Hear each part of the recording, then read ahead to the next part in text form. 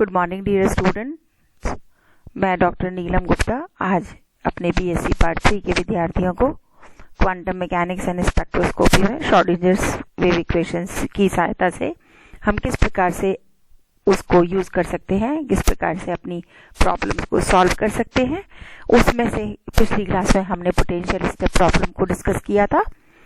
आज हम डिस्कस करेंगे रेक्टेंगुलर पोटेंशियल बैरियर, आयताकार विभव बैरियर को। रेक्टेंगुलर पोटेंशियल बैरियर में हम कंसीडर करते हैं कि जब हमारे पास एक one dimensional potential barrier potential energy function Vx को यदि हम इस फॉर्म में कंसीडर करें, that the particle is suffering or particle is moving in this region where the potential Vx is equal to 0 for the region x is less than 0, and the region between x is equal to 0 to x is equal to a, there is a potential that is equal to V naught, and after at x is greater than a, the potential is further 0. So the shape of the potential is now the rectangular shape. That is why it is considered as a rectangular potential barrier problem. Here we have considered where we can observe that V naught is a positive constant because this is in the positive z direction. So you can say this V naught is a positive. Our rectangular barrier is shown in this figure. You can easily see this figure. The width of this barrier is A and the height of this barrier is V naught as shown in the figure. Now according to classical motion or according to classical theory, if we consider a particle of having mass m and having energy 0 to V naught and moving from left region to right region, left to right in the region 1. Say for example, if we consider like this, that the particle is moving in this direction, then we can say the particle approaches the barrier at a speed, say for example v1 is equal to under the root e upon m. When it is reaches the potential value at x is equal to 0, means here a momentary impulse reverses its momentum, the particle gets reflected, the potential barrier at x is equal to 0 is behaving like a rigid ball. The particle cannot enter the region 2 in which the speed of the particle is imaginary, where velocity is under the root twice E minus V naught upon m. This is an imaginary because E is less than V naught. For a beam of particle incident on the potential barrier from left, each with energy E is less than V naught, all the incident particle is reflected. That means the reflection is 100%. As we know, we can very much compare this picture in a way. Suppose we are moving in this direction from left to right, and all of a sudden we have seen a little height wall which we can't jump because the energy which I have or we have is less than this barrier energy. So we will definitely rebound in the backward direction, or you can say will be back in this backward direction. So in this case the classical motion is exactly understandable in that way that suppose a particle is moving from left to right at boundary at x is equal to 0, where the energy of the particle E is less than this potential energy V naught, then the particle will definitely rebound in its original path. That means there is a possibility of 100% reflection. But in the case when we consider E is greater than V naught, when the total energy of the particle is greater than V naught, then the particle initially moving from left to right in the region 1, again with the velocity of same under the root 2 upon 2e upon m, when that particle has arrived at x is equal to 0, a momentary impulse retarded its motion, but the particle continued to move from left to right and enter in the region 2. whereas its speed become under the root 2 e minus v naught upon m, that is equal to real value because e is greater than v naught. And at x is equal to a momentary impulse enhance the speed of the particle, which then continue to move from left to right, and particle reaches in the region 3 with again a speed of under the root 2e upon m. Then there is no reflection for a bunch of particle incident on the potential barrier from left, each with energy E is greater than V naught. All the incident particle are transmitted to the region 3. There is 100% transmission. I think all of you will understand it. If the energy of the particle is greater than this potential energy, then it may be possible, or it is possible, that the particle can move in the second region as well as again at the boundary at the second region at x is equal to a. The particle will again transmit in the region 3 with slightly less velocity, or the same velocity, the velocity by which the particle is moving in the region 1. So this is the classical motion of the particle. Now we analyze these two cases when the energy of the particle is less than v naught or the energy of the particle is greater than v naught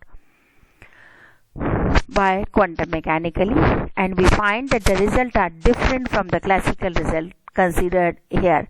The first case, when the energy is less than v naught, there is a finite probability of transmission to a region 3. And in the second case, when the energy of the particle is greater than the potential barrier energy, then we shall find a finite probability of reflection by the potential barrier even though its height is less than the energy of the incident particle. That means classically अगर हम जो चीज निकालते हैं, quantum mechanically यदि दोनों ही cases में इस सिचुएशन को कंसीडर करूं, इस प्रॉब्लम को कंसीडर करूं, तो E is less than V not के केस में, जहां क्लासिकल मैकेनिक्स बता रही थी कि ट्रांसमिशन संभव नहीं है, 100% रिफ्लेक्शन होगा, क्वांटम मैकेनिक्स कहती है there is a finite probability of transmission. Similarly, in the second case, when we consider E is greater than V naught, then according to classical mechanics, there is no result of reflection at the boundaries, but quantum mechanically we can analyze this thing that even if the potential barrier energy is less than, or potential barrier height is less than the total energy of the incident particle, even then there is a finite probability of reflection of the particles by the potential barriers. So the very first, we will consider the first case when E is less than V naught. That means, suppose we consider a particle of mass m and positive energy E, incident from left to right, the barrier, potential barrier is defined exactly the same at Vx is equal to 0 for x is less than 0 region, Vx is equal to V naught for x is less than a but greater than 0 for the region 2, Vx is equal to 0 for the region 3rd where x is greater than 0. As we know, V naught is a positive constant. The potential is time independent. Now we consider, or we can solve this problem by using the time independent Schrodinger's wave equation. That is equal to minus of h cross square upon 2m d2 psi over dx square plus vx psi x is equal to E psi x. Using equation number 1 and 2, we can write down the notation like under the root twice m e over h cross square is equal to k, or under the root twice m v naught minus e upon h cross square is equal to alpha, as we already considered that E is less than V naught. So the Schrodinger's wave equation, which is written separately for the three regions, for the region 1, this is equal to d2 psi 1 over dx square plus k square psi 1 is equal to 0. This is equal to d2 psi 2 over dx square minus alpha square psi 2 is equal to 0, and this is equal to psi d2 psi 3 upon dx square plus k square psi 3 is equal to 0 for the region x is less than 0, for the region x is less than a, and for the region x is greater than a. Psi 1, psi 2, psi 3 are the wave function in these three regions. Now we consider the solution of these three equations. This is equal to psi 1 is equal to a into e raised to the power of iota k1x plus b into e raised to the power minus of iota k1x. psi 2 is equal to f into e raised to the power alpha x plus g into e raised to the power minus of alpha x. Similarly, psi 3 is equal to c into e raised to the power iota x plus d into e raised to the power minus of iota x. Here a, b, f, g and c or d are the arbitrary constant whose values are to be determined by the boundary and continuity condition on the wave functions. We have assumed that the particle is incident on the potential barrier from left, as we considered in the reason 1. Then A represents the amplitude of the incident wave propagating from left to right.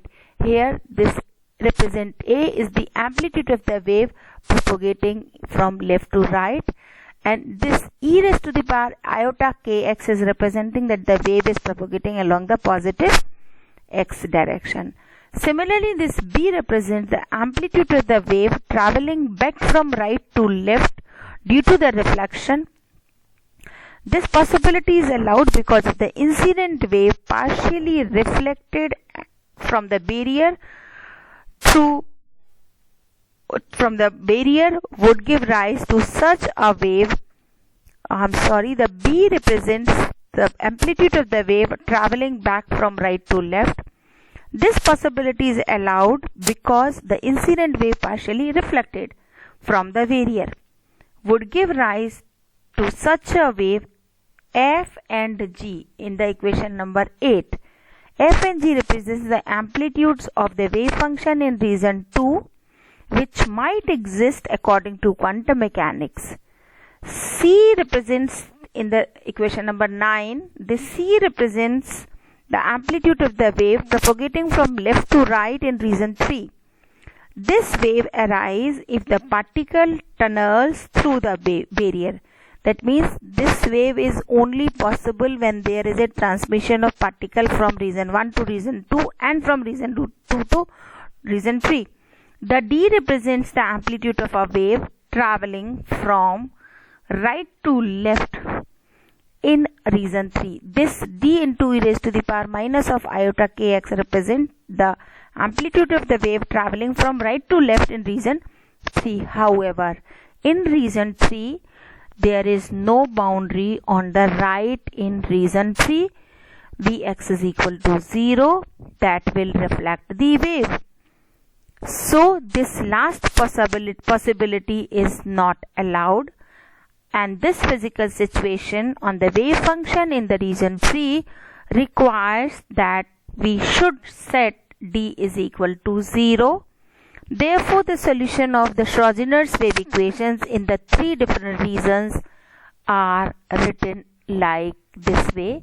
The equation number 9 is replaced, or it is modified as psi 3 is equal to c into e raised to the power iota kx. The wave number k is same for the incident and reflected wave in the region 1 and the transmitted wave in the region 3.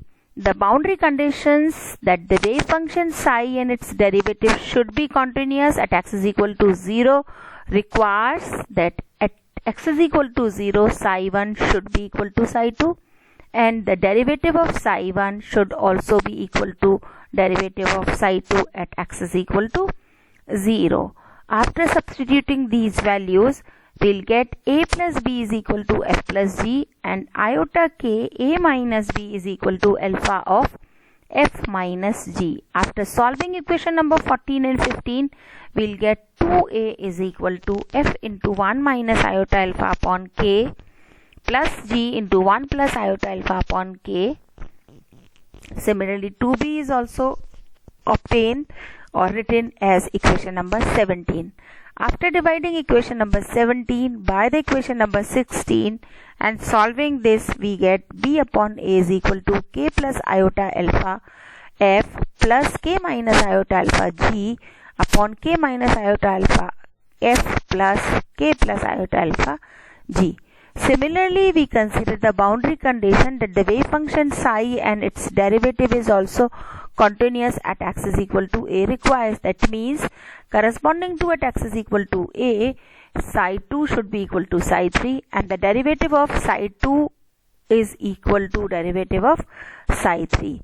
So after substituting this and considering this boundary condition, we'll get the equation number 20 as f into e raised to the power alpha a plus g into e raised to the power minus alpha a is equal to c into e raised to the power iota k, and similarly I'll get alpha into f of e raised to the power alpha a minus g e raised to the power minus alpha a is equal to iota k c into e raised to the power iota ka. After dividing equation number 21 by 20, we'll get alpha f of e raised to the power alpha a minus g into e raised to the power minus alpha a upon f of e raised to the power alpha a plus g into e raised to the power minus alpha a is equal to iota k, which on simplifications give g upon f is equal to k plus iota alpha upon k minus iota alpha e raised to the power 2 alpha a. Now using equation number 22 in equation 18 and simplify that b upon a is equal to k square plus alpha square sine hyperbolic alpha a upon k square minus alpha square sine hyperbolic alpha a plus 2 iota alpha k cos hyperbolic alpha a.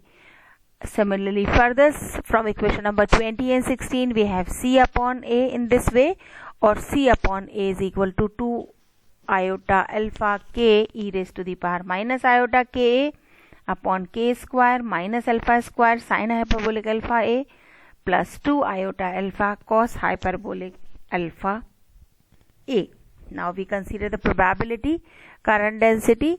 When the particle is moving from region 1 through the potential barrier to region 3, a stationary state describing this situation containing 3 parts. In the region 1, the state is composed of incoming wave with the probability current density Ji and a reflected current density Jr. In the region 3, there is a transmitted wave of probability current density Jt. So the probability current density in one dimension is defined by the relation for the stationary state that this current density J is equal to real part of psi star x h cross upon iota m del over del x psi x. Using these wave functions given in equation number 10 and 12, we find J incident is equal to magnitude of a square h cross k upon m, or we can say J incident is equal to current density of the incident wave is equal to magnitude of a square into b. Similarly, the reflected current density Jr is equal to magnitude of b square into b, and for the region 3, the current density of the transmitted current wave is equal to Jt is equal to magnitude of c square into v, where v is equal to h cross k upon m. H cross is equal to, we can write down h upon 2 pi and k is equal to 2 pi upon lambda. 2 pi से 2 pi आपका cancel हो गया. h upon lambda is p and p is equal to mv. m से m cancel हो जाएगा. So this will represent the velocity of the particle in the region 1 and in the region 3. Now we consider the reflection coefficient and the transmission coefficient. As the reflection coefficient is defined as absolute value of the ratio of reflected current density to the incident current density, that is the R is equal to magnitude of Jr upon Ji, or finally it is the magnitude of B upon A square. After substituting this B upon A, we'll get R is equal to K square plus alpha square whole square sine hyperbolic square alpha A upon this term, or by simplifying this, the R can be written or represented by equation number 32. Similarly, the transmission coefficient is also defined as the absolute value of the ratio of transmitted current density to the incident current density, that is equal to C is equal to magnitude of C square upon magnitude of A square. Again, after substituting the value of this T, we'll get the transmission coefficient as T is equal to 4K square alpha square upon K square plus alpha square whole square sine hyperbolic alpha is sine hyperbolic square alpha A plus 4 alpha square K square, and finally this transmission coefficient T will be equal to this much. And if we consider equation number 32 and 35, what we get, R plus T is equal to 1. That means the probability flux is conserved. If we note that in the limit, if E is tending to 0, R T is also tending to 0. Or the limit where E is tending to 0, T is equal to 0. In the second limit, when E is tending to V naught, your alpha is tending to 0 or sine hyperbolic alpha A is equal to alpha A. In that case, the transmission coefficient become this much. So the number m V naught A square upon 2h cross square is dimensionless number, and it is measured of the opacity of barrier. As this number increases, T decreases. The transmission coefficient decreases on increasing the barrier height V naught and also on increasing the width of barrier A. When the condition alpha is very greater than 1 is satisfied, then sine hyperbolic alpha is equal to 1 upon 2 e raised to the power alpha I. Now the transmission coefficient of the barrier, potential barrier as a function of energy for m V naught A square upon h cross square is equal to 8. T increases monotonically with E as long as E is less than V naught. So the transmission coefficient become this much. In the limit alpha is very greater than 1, the term of the exponential factor e raised to the power alpha I dominates and is much greater than 1. Thus the transmission coefficient T is equal to this much. The first term is a slowly varying function of E upon V naught, but the exponential is a fast decreasing function. So in the limit alpha A is very greater than 1, the transmission coefficient decreases very rapidly. So this shows the behavior of the rectangular potential barrier. In the next class, we'll consider the barrier penetration or the tunnel effect. After that, we'll consider the rectangular potential barrier in the case when the total energy of the particle is greater than V naught. So till that date, thank you to you.